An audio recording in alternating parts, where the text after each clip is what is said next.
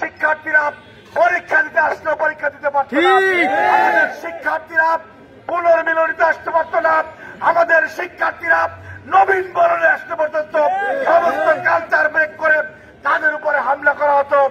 সেই হামলা যখন হওয়ার পরে আমাদের শিক্ষার্থীরা অনেক শিক্ষকের কাছে গিয়ে আশ্রয় নেওয়ার চেষ্টা করেছে, কলেজ প্রশাসনের কাছে সাহায্য চেয়েছে, কিন্তু আমরা দেখেছি সেই প্রশাসনের লোকজন ছাত্রলীগের সহযোগী হিসাবে কাজ করেছে।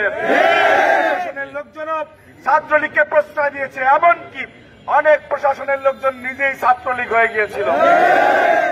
আমাদের আশেপাশে ডাইনে বামে এখনো অনেকে আছে।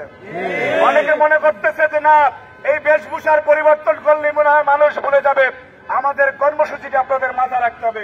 ফ্যাসিস্টের সহযোগী দোসর যারা ফ্যাসিস্টদের কার্যক্রমকে উদ্বুদ্ধ করেছে, সহযোগিতা করেছে, তাদের প্রত্যেককে বিচারের আওতায় আসতে হবে ইনশাআল্লাহ। এবং সেই কাজটি আজকে আরেকটি সংগঠন বের হয়েছে, যারা 24-এর আগে ছাত্রলীগের সাথে থাকতো, ছাত্রলীগের পোস্ট দিয়েছে, ছাত্রলীগের হায়না হয়ে অপরের উপর হামলা করেছে। আজকে বড় বড় ইমান আকিদার কথা বলেন, সব মুনাফিক। এগুলি কি মুনাফিক? এরা ছাত্রলীগের সাথে ছিল, পদ দিয়েছে, হলে থেকেছে, সুযোগ সুবিধা নিয়েছে, আর আজকে আবার হঠাৎ করে দেখি যে অমুক সংগঠনের বিশ্ববিদ্যালয়ের সভাপতি, অনেক সংগঠনের বিশ্ববিদ্যালয়, অনেক ক্যাম্পাসে বিশ্ববিদ্যালয়ের সাধারণ সম্পাদক আমরা দেখতে পাই। আমাদের ঘৃণা হয়, বাংলাদেশের ছাত্র রাজনীতি সবচেয়ে বড় ওপেনে ছিল। আমরা প্রেম করেছি ওপেনে, গোপনে কোন প্রেম আমাদের। যারা গোপনে গোপনে ছাত্রলীগের সাথে প্রেম করে এখন পরকীয়া করতেছে, তাদের স্থান ছাত্র সমাজ বাংলাদেশের রাজনীতি। আমাদের বিষয়ে সজাগ থাকতে হবে।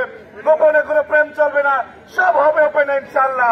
সুতরাং ছাত্রদল গত 16.5 বছরে বাংলাদেশের কোন ক্যাম্পাসে তার আইডেন্টিটি লুকিয়ে কোন ধরনের কার্যক্রম পরিচালনা করে নাই।